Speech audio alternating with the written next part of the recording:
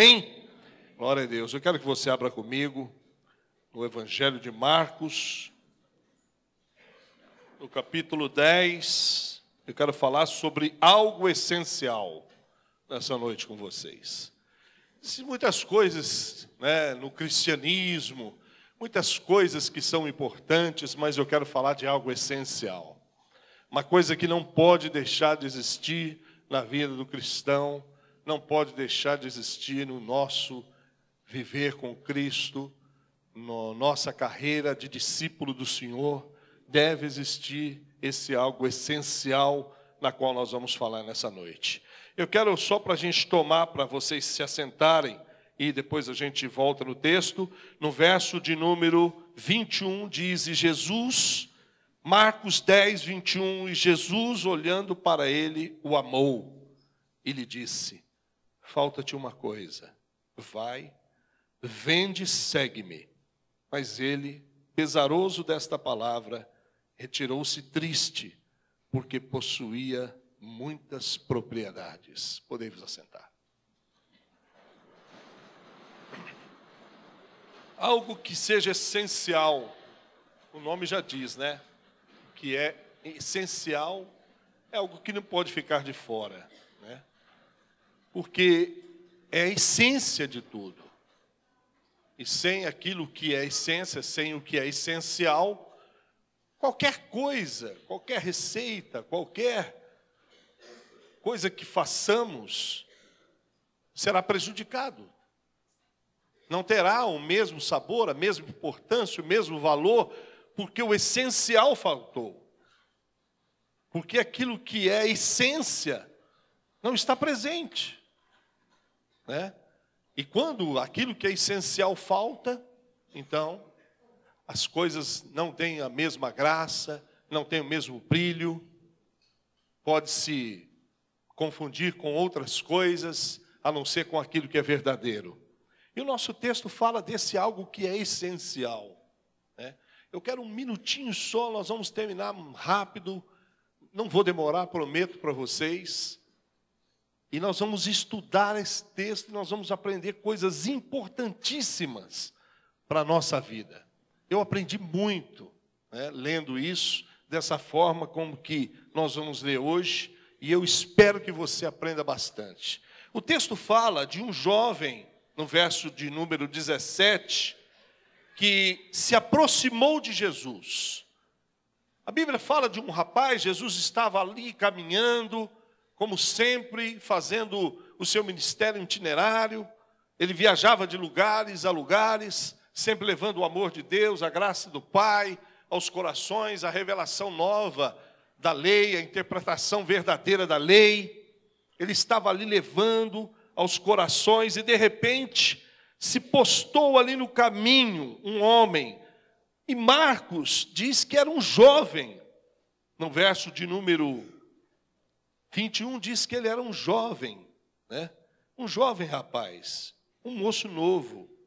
E diz que então no verso 17, ele correu até onde Jesus estava e se ajoelhou diante dele e lhe perguntou, bom mestre, que farei para herdar a vida eterna? Nós vemos uma coisa muito interessante já no verso de número 17. Porque a reação no verso 18 de Jesus, parece-nos que Jesus não gostou da forma com que ele se aproximou dele. Porque no verso 18, Jesus disse para ele, por que me chamas bom? Ou seja, Jesus chegou para ele e disse, chega de bajulação. Não chega para mim com bajulação. Isso não vai me conquistar, isso não vai surtir efeito nenhum.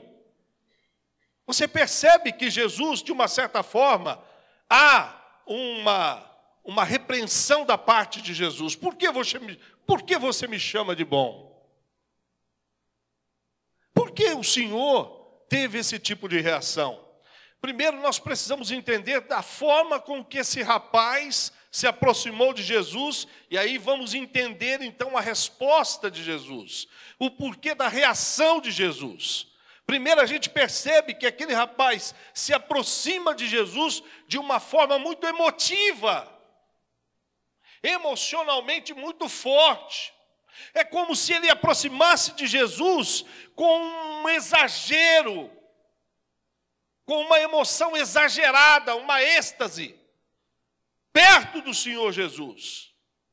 E aí eu fico pescando na minha mente, tentando entender o porquê o Senhor não gostou de tal atitude. Por que o Senhor não aprovou tal atitude? Quando nós voltamos um pouco, hoje nós vamos ler um pouco a Bíblia, a gente volta no capítulo 4 de Marcos, e o Senhor Jesus vai nos ensinar sobre a parábola das 4 sementes. E na parábola das 4 sementes, na segunda semente que ele semeia, ou seja, no verso de número 5, o Senhor Jesus fala que a outra caiu sobre pedregais, onde não havia muita terra, e nasceu logo, porque não tinha terra profunda, mas saindo o sol queimou-se, e porque não tinha raiz secou-se. Vira a página e Jesus no verso 16 explica a parábola, dizendo: e da mesma forma, os que receberam a semente sobre pedregais, os quais ouvindo a palavra, logo com prazer a recebem, mas não têm raiz em si mesmos, antes são temporãos. Depois, sobrevindo tribulação ou perseguição por causa da palavra, logo se escandalizam. Veja que Jesus logo percebeu que a aproximação daquele moço, na verdade, era uma euforia. E Jesus jamais gostou ou jamais desejou que alguém se aproximasse dele, desejasse o discipulado dele, por meio da euforia, por meio da emoção. A emoção não é algo que deve servir como base para a nossa aproximação do discipulado de Cristo. Jamais. Nós não podemos aproximarmos de Deus, do Senhor Jesus, por uma pura emoção. Jesus logo abaixou a euforia daquele rapaz, dizendo: opa, peraí, calma aí. Você está muito eufórico. Você está muito eufórico. Você está com as suas emoções muito afloradas. Não é assim que se busca a Deus. Não é assim que se aproxima de Deus. Não é assim que se deseja servir a Deus. Por quê? Porque isso vai produzir em você uma vida muito supérflua, uma vida muito rasa. É isso que Jesus explica na parábola das 4 sementes. Quando nós nos aproximamos dele, quando nós chegamos até o Evangelho de uma forma eufórica, cheio de euforia, gera em nós um cristianismo muito raso demais, sem profundidade. Por quê? Porque nós não olhamos para Deus, porque nós não calculamos o peso, porque nós não prestamos atenção no valor, no custeio que o discipulado custa para a nossa vida. Então, euforia, emoções, não é algo que agrada a Deus. E nós sabemos que uma conversão gerada de emoções vai gerar um cristianismo cheio de emoções. E hoje você vê muitos cristãos, como Paulo disse aos Coríntios, que são, na verdade, crianças em Cristo. São crianças em Cristo. Porque não tiveram experiências com Deus. Eu louvo a Deus porque, quando eu cheguei em Cristo, a Cristo, não foi de uma forma eufórica. Não foi de uma forma muito emotiva. Eu prestava muita atenção em tudo que estava acontecendo, porque eu queria saber se aquilo de verdade era algo que a minha alma buscava, era algo que a minha alma almejava, se aquilo de verdade era aquilo que eu não possuía, se aquilo de verdade iria preencher o vazio que existia dentro de mim. Então eu pensei antes de me entregar, eu fiz o cálculo antes, como Jesus nos ensina, que aquele homem que se propôs a construir uma casa, deixou de calcular. E ele começou a sua construção e de repente acabou os recursos e ficou uma casa sem terminar. Deus não quer que você seja uma casa sem terminar. Deus não quer que a sua vida com Ele seja uma casa que não tem acabamento, que não chega no término nunca. Deus quer que a sua vida com Ele, o seu caminhar com Ele, Cristo quer que o seu discipulado com Ele seja algo cabal, seja algo que tenha início e que tenha fim. Que você não desista pelo caminho. Então Jesus foi logo repreendendo, Jesus foi logo acalmando a euforia dele, acalmando ele. Logo, sem conhecer Jesus, sem saber nada sobre o Messias, ele não tratou Jesus de uma forma messiânica, ele não tratou Jesus como o Messias, o Salvador. Você vê no texto que ele se aproxima de Jesus, tendo Jesus como mestre e não como Salvador e Senhor. Isso é o que as conversões emotivas causam nas pessoas. Elas veem no Senhor, não o Senhor de suas vidas, na qual elas devem obedecer, entregar suas vidas e viver para Ele, mas veem no Senhor o doador de bênçãos, aquele que está pronto a nos atender em todo instante. E quando o Senhor então diz não, e quando o Senhor então não os ouve, então, quando o Senhor os repreende, eles logo fogem, saem. Então, o Senhor não queria que aquele moço, em primeiro lugar, chegasse a ele daquela forma. O Senhor repreendeu ele, tranquilizou ele, acalmou ele naquela euforia, mostrando que, em primeiro lugar, outra coisa importantíssima, verso 18, que eu, como pastor, devo aprender. Você, como líder, como pastor que aqui nós temos, deve aprender. Pastores e líderes devem aprender isso. Essa lição do Senhor Jesus no verso 18. Veja que Jesus também evitou que aquela aproximação dele desenvolvesse um vínculo íntimo com Jesus. E que aquilo talvez geraria dentro daquele moço que ele, Deus, estaria também de uma forma íntima, de que se ele se aproximasse do pregador, e tem muita gente que crê assim, acredita assim, quanto mais eu estiver próximo da pastora, mais próximo de Deus eu estou. Quanto mais eu tiver intimidade com a pastora, mais intimidade com Deus eu terei. Cuidado, cuidado. Você não está aqui para desenvolver uma intimidade com o pastor. Você não está aqui para desenvolver intimidade com pregador nenhum, com líder nenhum. Sabe aquele tipo de irmão que fica dizendo, eu não gosto do meu líder. Mas quem disse que é para você gostar do seu líder? Quem disse que é para você ficar assim com o seu líder? Cheio de intimidade com o seu líder? Deus não quer que você fique com intimidade com o seu líder. Você chegou a Cristo, você foi atraído até Ele, para que você desenvolvesse uma intimidade com o Pai, com Deus. Ele é o Senhor da seara, Ele é o agricultor. É com Ele que nós temos que ter intimidade. Então Jesus logo percebeu que aquele rapaz poderia também usar aquilo como uma muleta. Jesus percebeu que aquilo também poderia gerar naquele rapaz essa falsa intimidade que muitos têm, que muitos acham, porque são amigos do fulano de tal, porque tem intimidade com o fulano de tal, porque o fulano de tal, eu já tive bastante membro que fala isso, né? Porque o fulano de tal, pastor lá, é muito amigo meu, dorme na minha casa, almoça comigo, e vai comigo assim, vai comigo assado, e daí? Comedor de feijão igual você, e daí? E aí? Dá uma Coca-Cola para você ver para ele se ele não rota.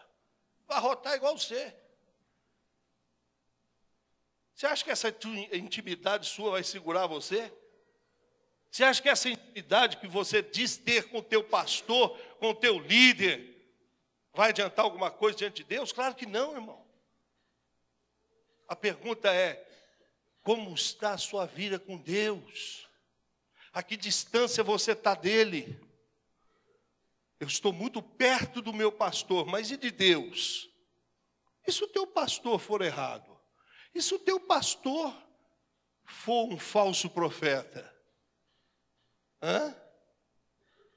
E se ele for um guia de cego? Um guia levando o cego para o abismo, para cair junto?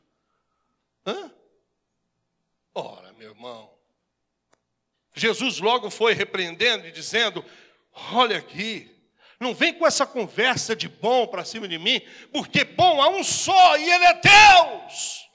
Ou seja, essa é a tarefa minha, a tarefa sua, como pregador, como líder, apontar sempre para Ele. As pessoas não têm que olhar para nós, as pessoas não têm que se aproximar e se fiar em nós, e se lançar em nós.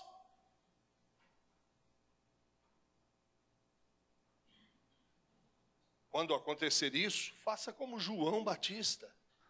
Eu sou apenas uma voz.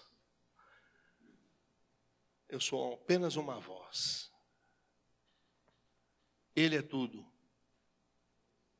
Ele é tudo. Aqui já tivemos um pouco disso. Hoje melhorou muito. Hoje melhorou muito, mas precisa melhorar mais ainda. Precisa melhorar o seu cristianismo. A intimidade sua deve estar toda ela firmada em Deus. Você deve ser íntimo de Deus. O pastor erra, a pastora erra.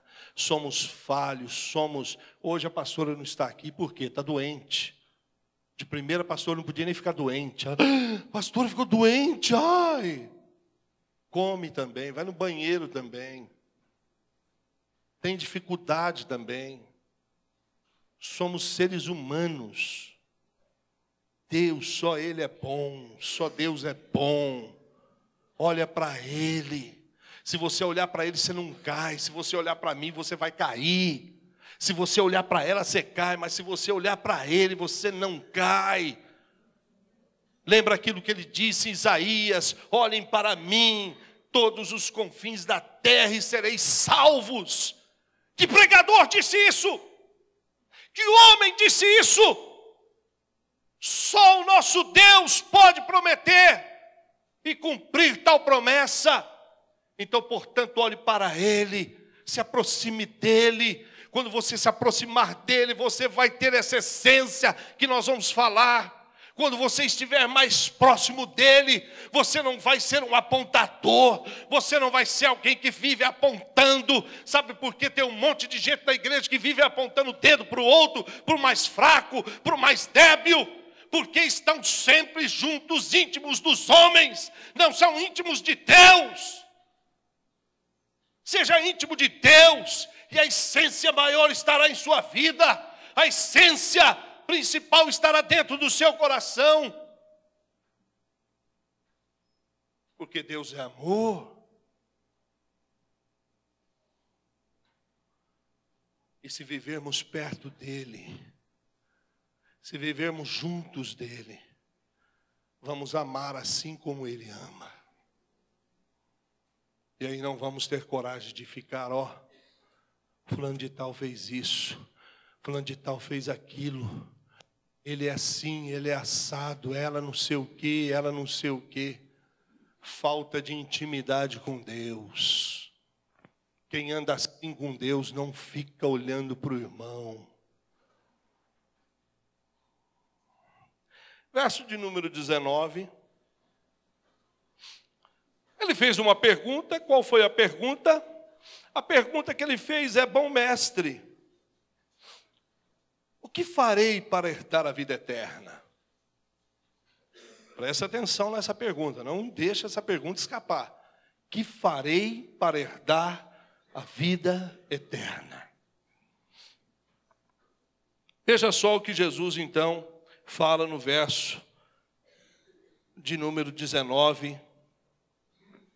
Ele diz: tu sabes os mandamentos. Veja que Jesus vai falar os mandamentos negativos aí. Eu quero que você observe, muito bem observado, se possível, traça na Bíblia aí, ó.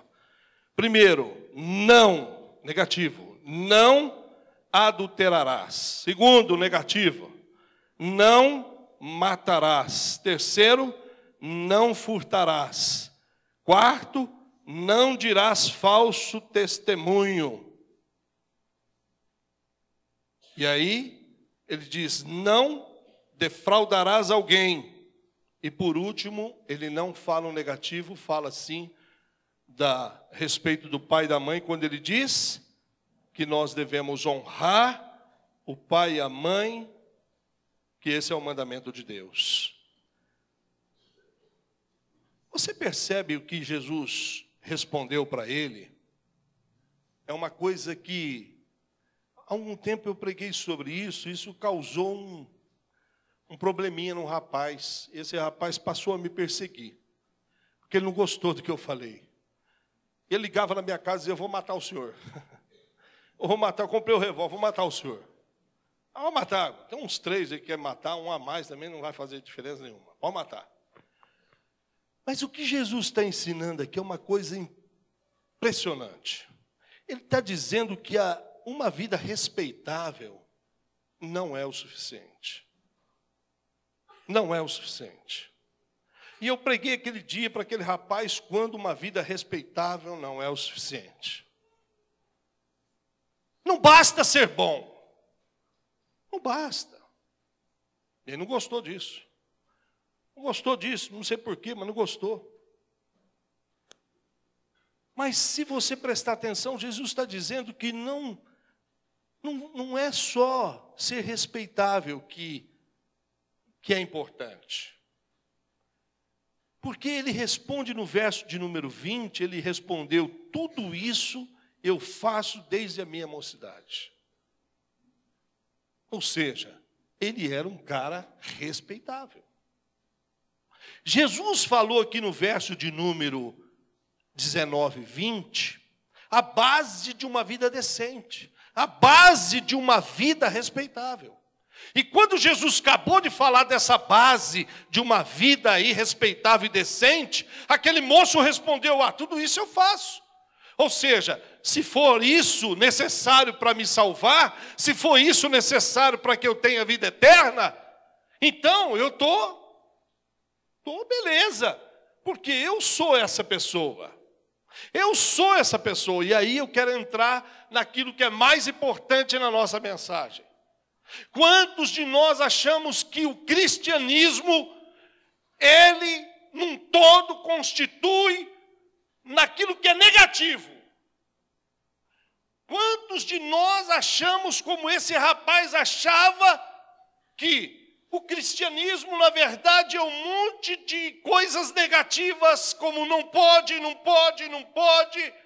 Você não pode adulterar, você não pode fazer isso, você não pode fazer aquilo, você não pode mentir, você não pode roubar. E assim nós vamos criando um monte de coisas negativas, e o cristianismo que nós entramos é, na verdade, um cristianismo negativo, quando, na verdade, não é isso que o cristianismo representa. Para se ter uma vida respeitável, é necessário, sim, que haja um monte de coisas negativas.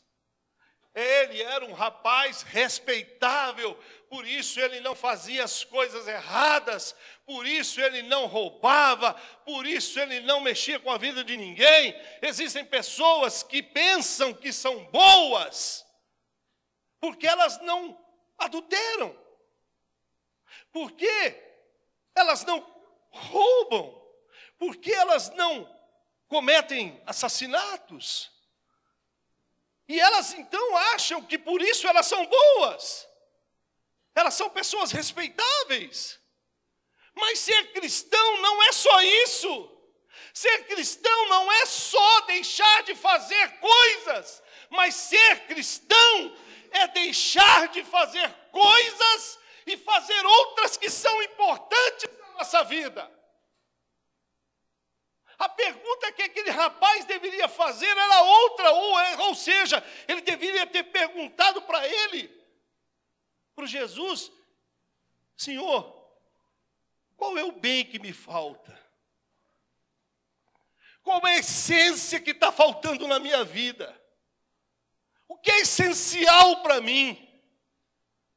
O que é essencial para mim, Senhor? O que é essencial para mim se juntar ao grupo de discípulos teus? O que é essencial para que eu me torne um dos seus seguidores? O que é essencial para que eu possa ter a vida eterna? O que é essencial? Essencial é aquilo que o Senhor Jesus olha para ele e diz, no verso de número 21. E Jesus, olhando para ele, o amou e disse-lhe: falta-te uma coisa, vai e vende tudo quanto tens, e terás um tesouro no céu. Essa era a última coisa que aquele rapaz gostaria de ouvir. Era a última coisa. Ele jamais imaginou que Jesus falaria tal coisa para ele. Ele jamais imaginou que Jesus pediria tal coisa. Aquele que achava que o cristianismo era só deixar de fazer coisas, agora ouve de Jesus a instrução: vende tudo que você tem, dá aos pobres, e você então terá um lugar no reino dos céus. Você já sacou? Já pegou? Para ser um bom cara, para ser um cara aí respeitável, você não precisa fazer nada. É só evitar de fazer as coisas erradas. É só evitar de causar coisas ruins para as pessoas e para a sociedade. Mas para ser um discípulo de Cristo, você precisa fazer coisas. E essas coisas têm nome. Essas coisas é aquilo que Paulo disse em Efésios 4, no verso de número 10, se não me falha a memória, quando ele diz que Deus nos salvou e que nos colocou em Cristo para que nós pudéssemos andar nas obras que foram feitas antes da fundação do mundo, as boas obras. Cristianismo não é só deixar de fazer, mas é fazer. Paulo explica muito bem isso vamos lá comigo, quando ele fala em Efésios 4:17, ele diz assim: e digo isto, e testifico no Senhor, para que não andeis mais como alguns também, os outros gentios, na vaidade de sua mente, entenebrecidos no entendimento, separados da vida de Deus, pela ignorância que há neles, pela dureza do coração, os quais, havendo perdido todo o sentimento, se entregaram à dissolução, para com avidez cometerem toda a impureza. Presta atenção no verso 20. Mas vós não aprendestes assim de Cristo, se é que tendes ouvido e nele fostes ensinados, como está a verdade em Jesus, que quanto ao trato passado, vos despojeis do velho homem, que se corrompe pelas concupiscências do engano. Paulo está dizendo que não é só você deixar de fazer coisas, mas é fazer coisas. Você se despiu do velho homem, você tem que se vestir do novo homem em Cristo. Não é só despir-se, mas é vestir-se. E ele continua dizendo assim, no verso 23, e vos renoveis do espírito da vossa mente, e vos revistais do novo homem, que segundo Deus é criado em verdadeira justiça e santidade. Por isso, deixai a mentira. Olha agora, não basta só deixar a mentira, ele disse, falai a verdade. Tem um monte de gente que não mente, mas também não fala a verdade. Você precisa falar a verdade. Não basta só deixar a mentira. Fale a verdade, Paulo está dizendo, cada um com o seu próximo, porque somos membros uns dos outros. Irai-vos e não pequeis, não se põe o sol sobre a vossa ira, não deis lugar ao diabo. Aquele que furtava, não furte mais, antes trabalhe. Olha aqui, cristianismo não é só deixar de furtar, mas trabalhar. Essas coisas que nós precisamos entender. E ele continua dizendo, muito mais ele fala, fazendo com as mãos o que é bom, para que tenha com o que repartir, com o que tiver necessidade. Você lembra de Dorcas? Dorcas é um exemplo do que é ser cristão. Dorcas se converteu a Cristo, entregou a vida a Cristo. É claro que Dorcas, ela buscava a pureza, a santidade, ela evitava um monte de coisas, como fornicação, como um monte de porneia que existia naquela época. Mas a Bíblia diz que uma coisa Dorcas fazia, ela fazia roupas para vestir as pessoas.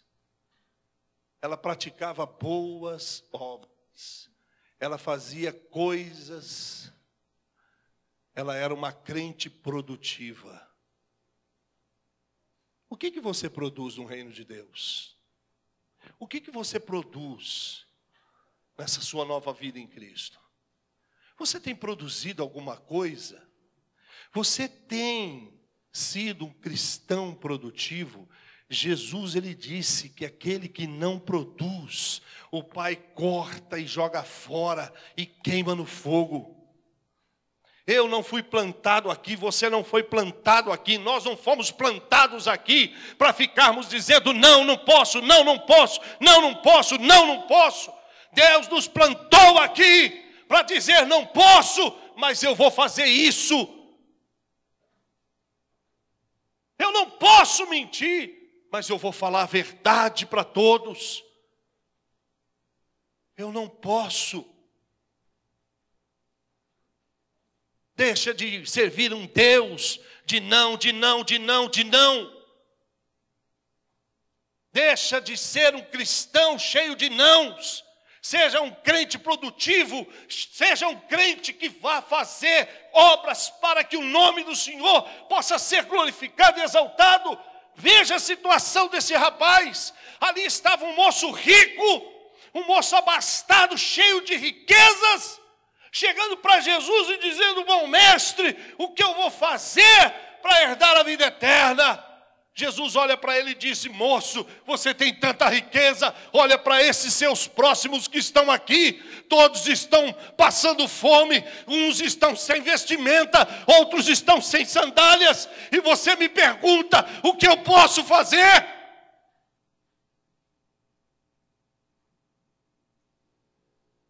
Ele estava diante da necessidade, mas não enxergava.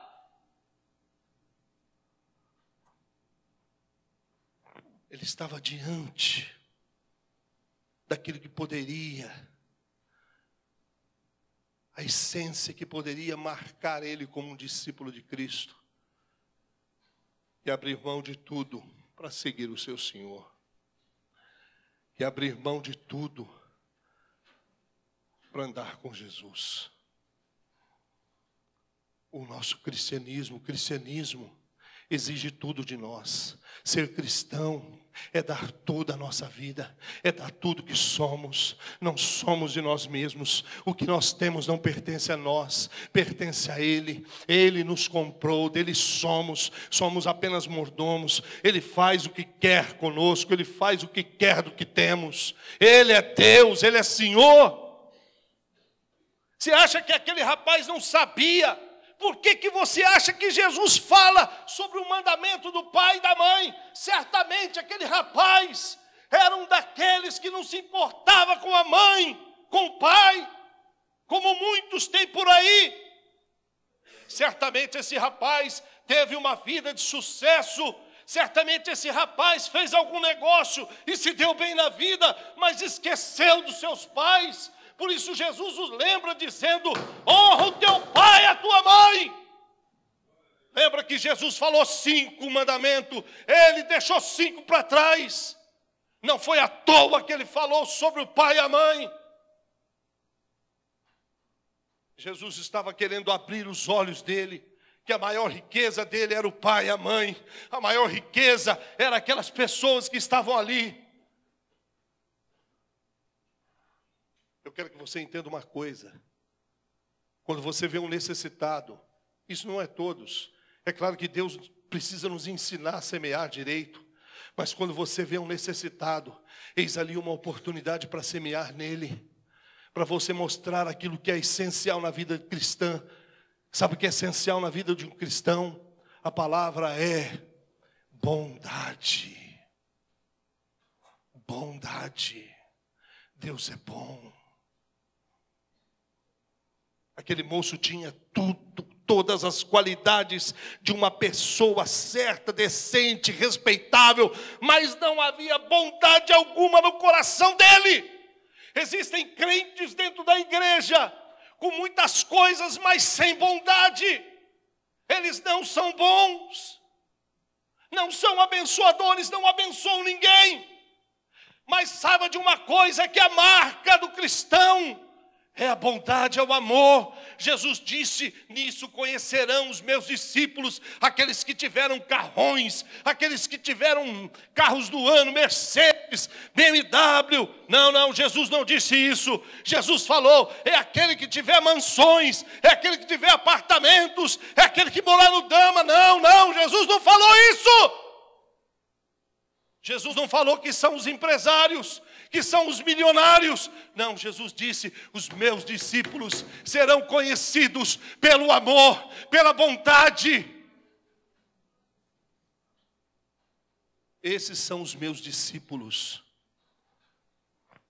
Irmão, se o cristianismo que você tem vivido não tem levado você à bondade, sinto muito. Você não passa de um cara legal. E de cara legal o inferno está cheio. O mundo está cheio de cara legal. O mundo está cheio de gente decente. Tem gente aí fora melhor que muitos crentes falando de uma forma decente. Tem muita gente boa aí. Eu escuto e ouço muito. O camarada sai, o outro fala, esse cara aí é fora de série, viu? Esse cara é um exemplo. E daí? E daí? Não basta. Não basta, não é suficiente viver uma vida assim. Não é suficiente, não vai te colocar no céu, não vai te colocar no rol dos discípulos de Cristo, não vai colocar você ali na membresia, no time, na seleção de Cristo, não vai. Bondade é a essência principal, nós precisamos ser bons. Veja o que Tiago, irmão do Senhor, disse em Tiago 4,17. Vamos lá comigo. Algum tempo já sem pregar, minha voz sempre é assim, ela fica ruim. Mas tem que voltar a acostumar, né? Nossa pastora agora vai ter uns dias de folga aí.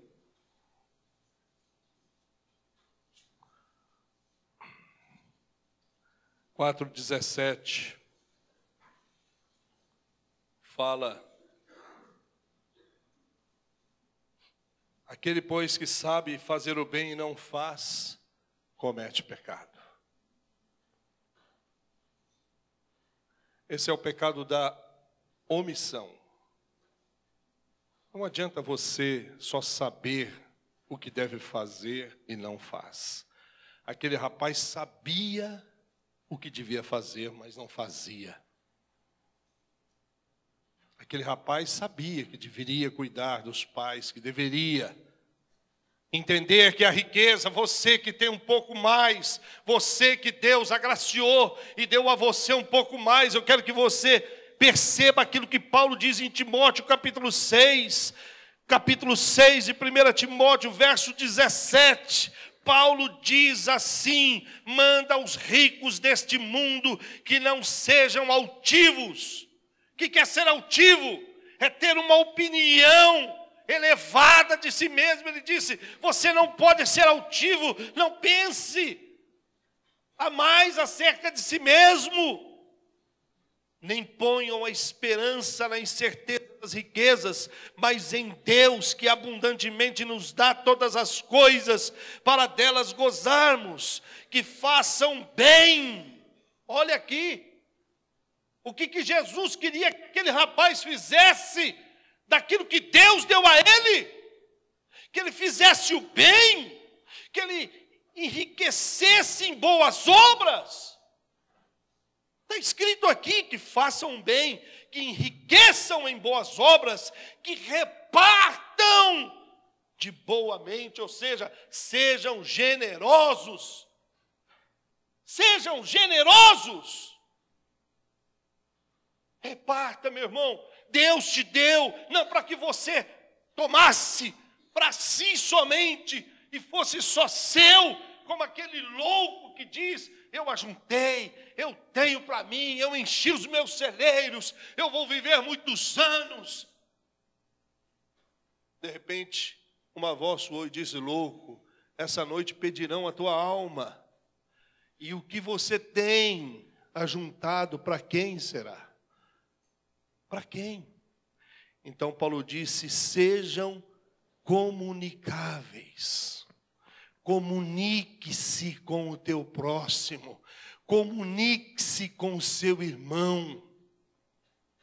Olha para o seu irmão, veja a necessidade dele, seja generoso, dê e ser-vos-á dado. Boa medida, recalcada e sacudida. A essência do cristianismo não é não fazer, não fazer, não fazer, mas é fazer boas obras, é fazer as coisas, é se comunicar, é plantar no irmão, é plantar no semelhante, a semente do amor, da generosidade, da bondade de Deus. Isso é ser cristão. Isso é ser discípulo de Cristo.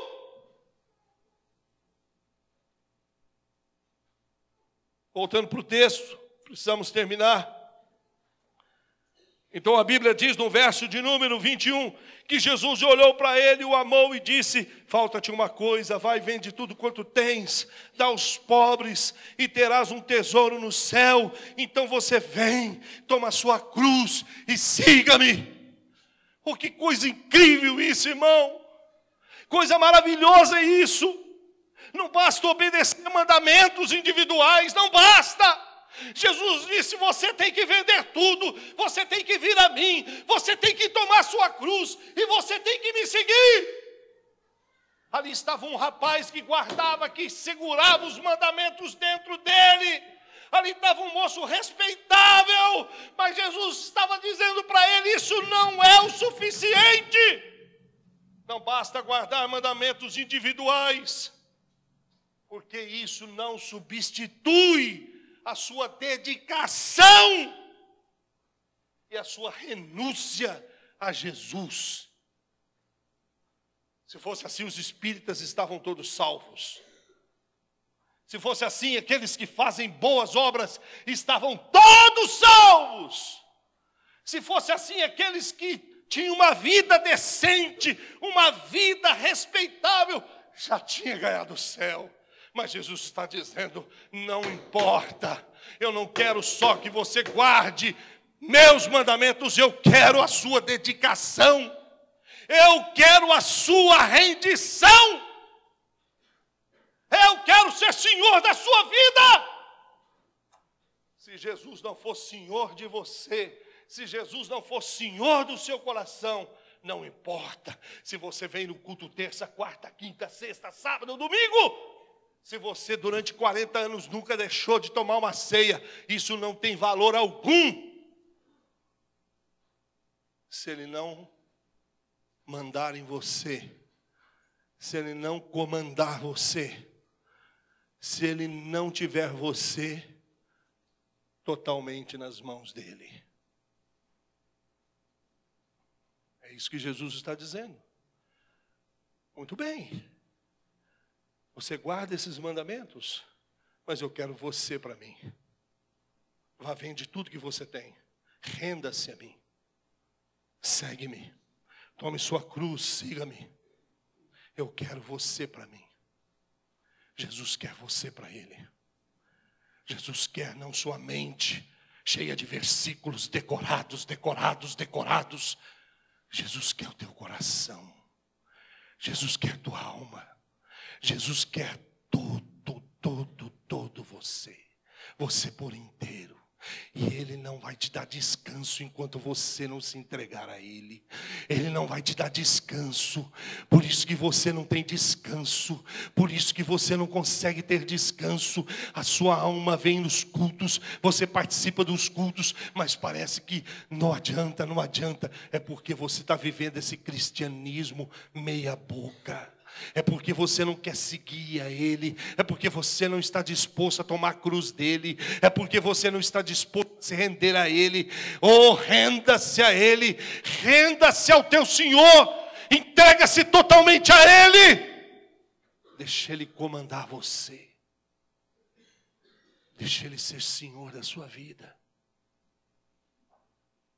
Deixa. E aí você poderá gozar da segurança. Como os antigos cantavam. Que segurança sou de Jesus. Eu já desfruto o gozo da luz. Sou por Jesus, herdeiro de Deus. Ele me leva à glória do céu. Canta minha alma, canta ao Senhor. Rende-lhe sempre ardente louvor. Canta minha alma, canta ao Senhor. Rende-lhe sempre ardente louvor. Quem se entregou para Jesus sabe o que isso significa.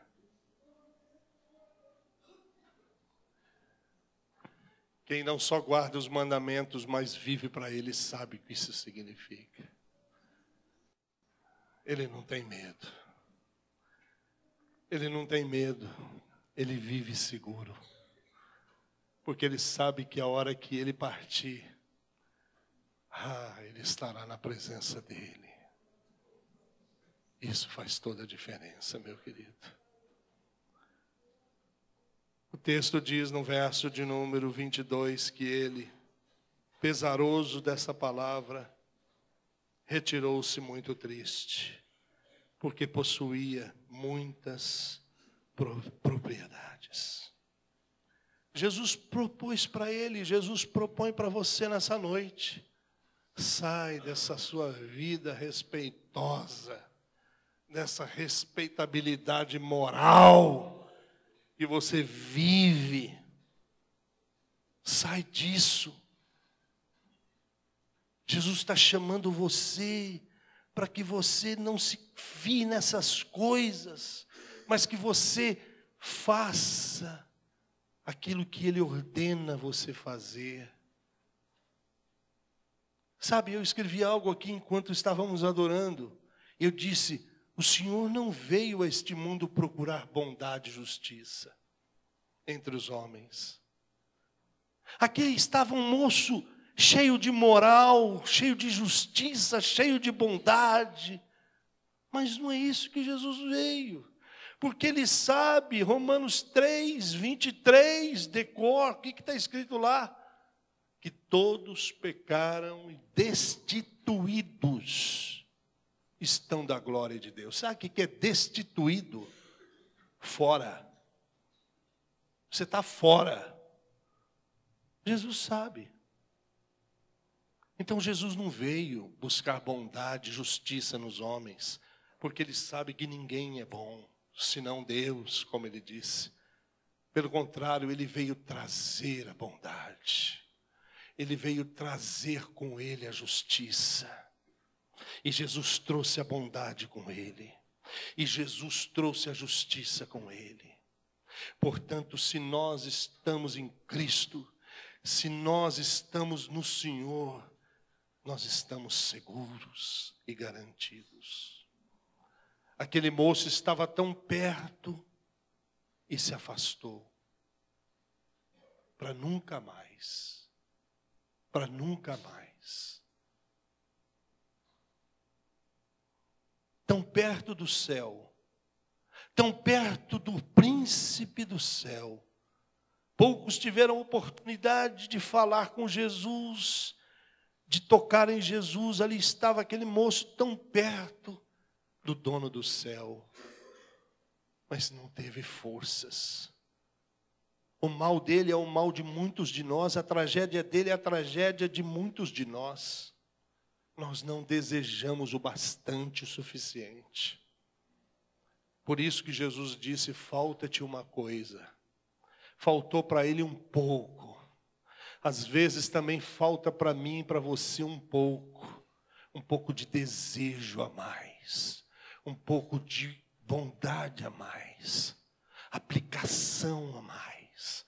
Eu preciso me aplicar um pouco mais, eu preciso me lançar um pouco mais. Às vezes pecamos nisso. Às vezes erramos nisso. Para terminar, eu quero falar do verso 21. E eu quero falar sobre 3 coisas. A Bíblia diz que Jesus olhou para ele e o amou. Não foi isso? Não foi isso? O texto diz, e Jesus, olhando para ele, o amou.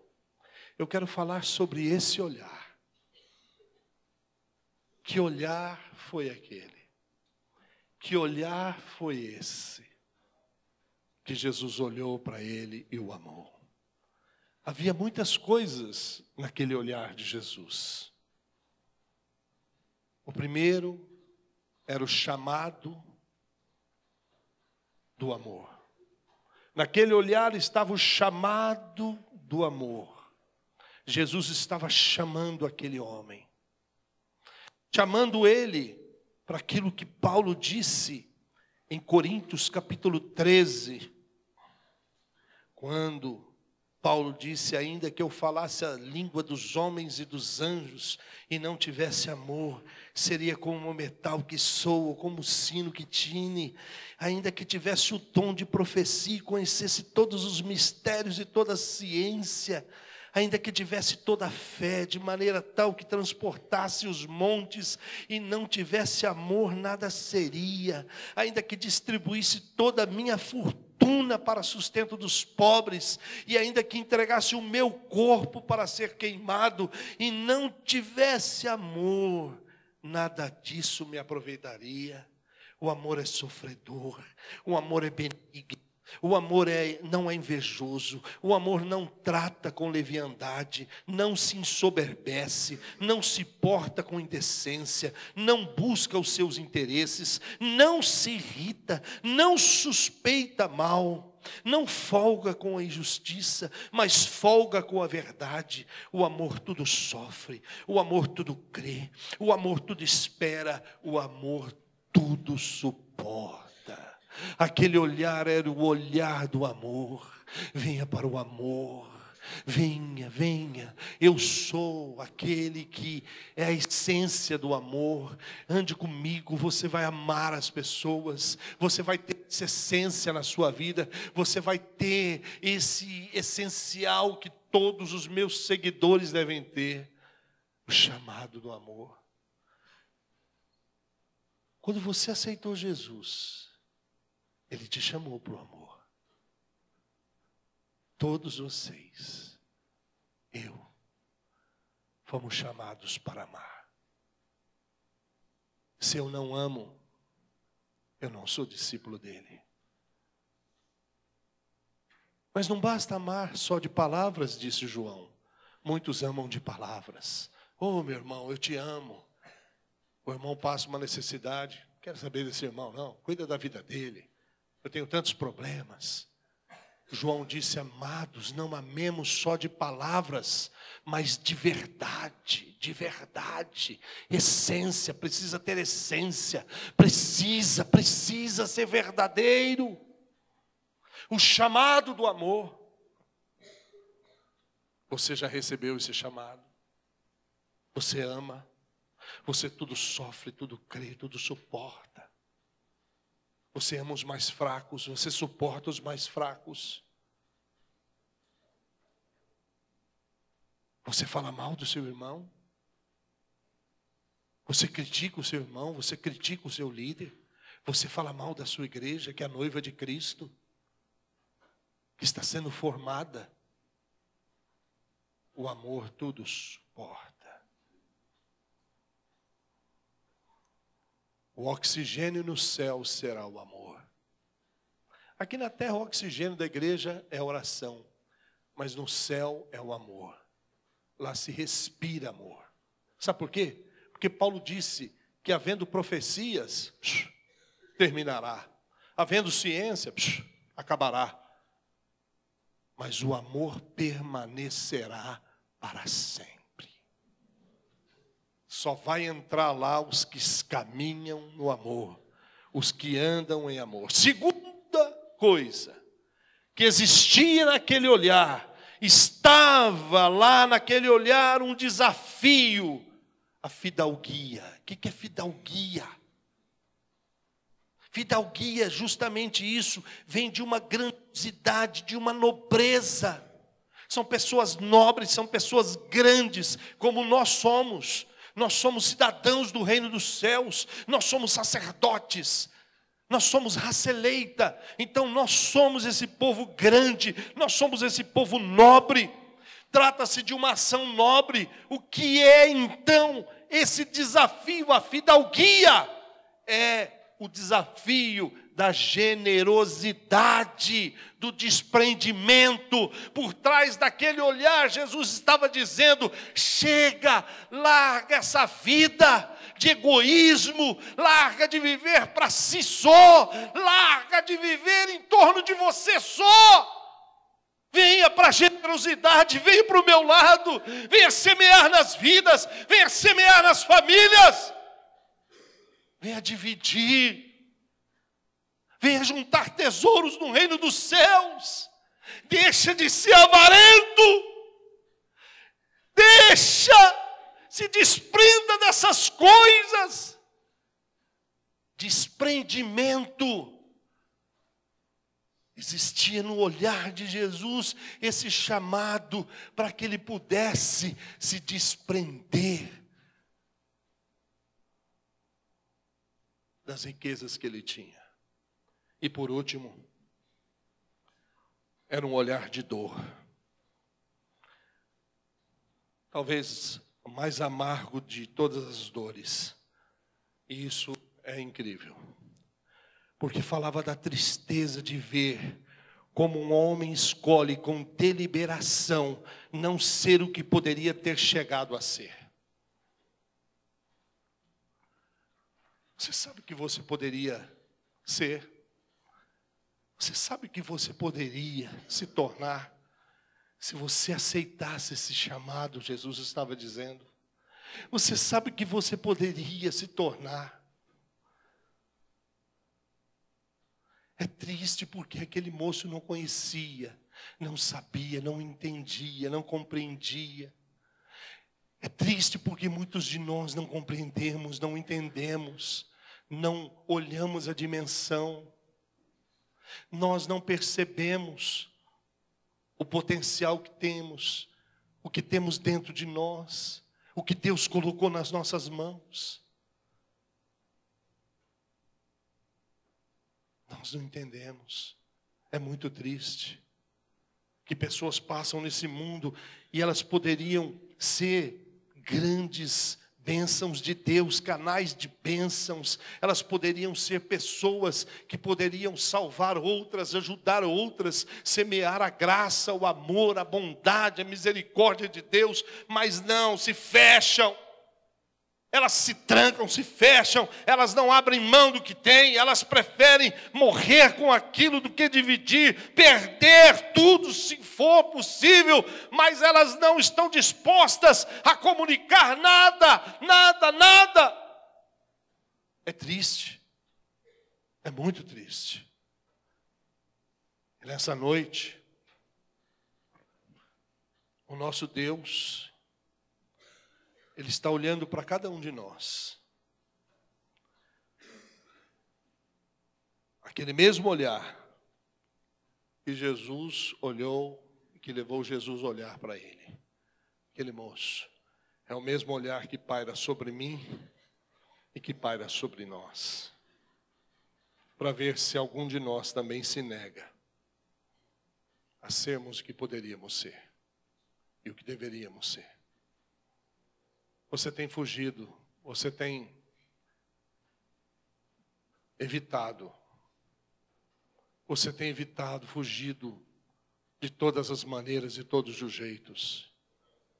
Esse olhar tem comunicado para você, esse chamado, para você ser o que Deus planejou para você. Ele olha para você e Ele deseja muito que você seja. Não essa pessoa certinha. Não esse crente que não faz isso, não faz aquilo. Não essa boa gente, esse cara legal.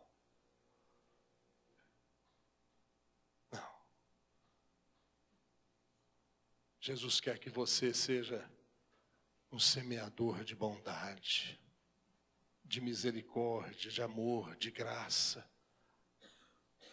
Ele quer que, por onde você passe, o rastro que você deixa, não é de arrogância, mas o rastro que fique, é o rastro da compaixão, da benevolência.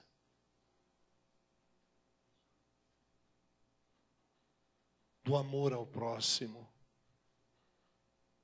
para que as pessoas, como Jesus disse, possam olhar e dizer: glória a Deus pela vida dele, glória a Deus pela vida dele, glória a Deus pela vida dela, glória a Deus. Para que os homens possam ver as boas obras e que os homens possam glorificar ao Pai que está nos céus.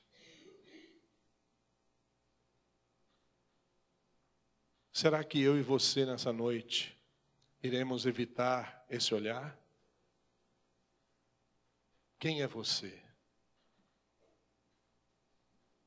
E o que Deus planejou para que você fosse? Você está muito longe daquilo que Deus planejou para você. Que tal você encontrar hoje, com essa vida que Deus planejou? Que tal você hoje abrir mão um pouco de pensar em si, só em si, e começar a se preocupar com os outros, a viver para os outros, amar os outros, a servir os outros. É isso que Deus espera de cada um de nós. Hoje está tão difícil, irmãos. Eu ouço todos os dias, quando eu sento naquele escritório, líderes que chegam para mim e dizem: pastor, ninguém quer trabalhar. Ninguém quer servir a Deus. Ninguém mais, pastor. Todo mundo está fugindo, foge. Você não foge da religião, você não foge da igreja, você não foge do seu pastor, você não foge do seu líder. Você foge do chamado de Deus, do olhar de Deus. O olhar de Deus. Jesus disse: quando vocês fizerem a um dos meus pequeninos, vocês farão a mim. É isso que nós demoramos para entender. É isso que às vezes nós custamos para entender. Eu vejo Jesus no meu irmão. A maneira mais certa de servir a Deus é servir você. É servir você. Você. É servirmos uns aos outros. Quando nós servimos uns aos outros, nós servimos a Deus. Aquele moço de boa qualidade, um moço que tinha todos os requisitos de um bom rapaz, não adiantava, não era suficiente. Guardava todos os mandamentos, não era suficiente. Porque ele não tinha o essencial, porque ele não tinha essência. Eu quero que você feche os teus olhos, em nome de Jesus.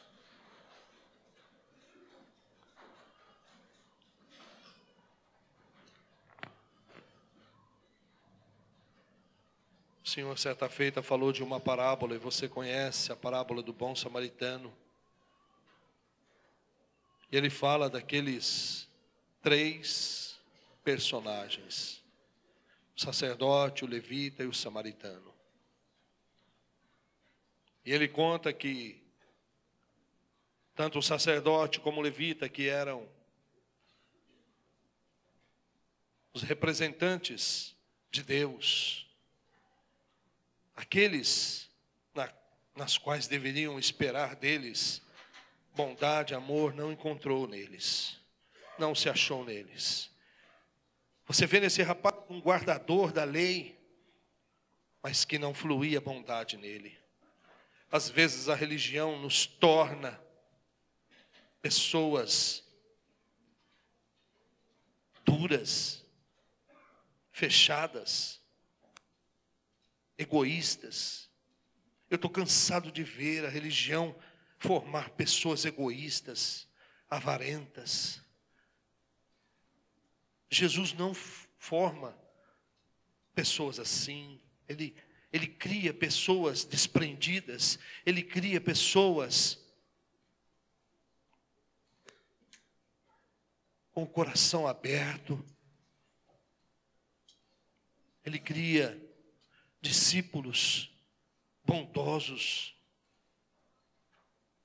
dedicados ao próximo.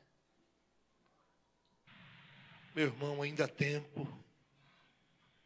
Ainda há tempo. Aquele que disse para aquele rapaz: deixa tudo que você tem, siga-me, eu te farei. Eu transformarei você numa potência. Eu farei de você um semeador em corações falidos, corações pobres, miseráveis. Você terá um galardão nos céus, você terá um tesouro nos céus. Oh Senhor, às vezes nós somos como aquele rapaz. A religião nos cega, Senhor, e nos trancamos em nossas doutrinas, ensinos, nos fechamos e nos esquecemos de olhar, Senhor, para aquele que está do nosso lado e observarmos as faltas deles, as necessidades que eles trazem.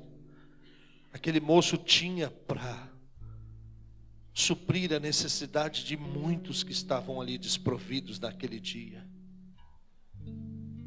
Mas ele era avarento, ele amava o que ele tinha, ele era apegado demais ao que ele tinha. Senhor, olha para o meu coração e vê, Senhor, se existem apegos em mim, se o meu coração tem se apegado a coisas. Por favor, eu te peço nessa noite, pelo poder da tua palavra, destrói, Senhor, os ídolos do meu coração. Destrói, Senhor, a avareza, Destrói, Senhor. Oh, Deus. Que eu seja, Senhor, um aprendiz teu, um aprendiz do Senhor, que sendo rico se fez pobre, que deixou os céus, que deixou o seu trono de glória para estar conosco, Senhor. Oh, meu Senhor, que eu possa aprender contigo, que mais bem-aventurado é dar, Senhor.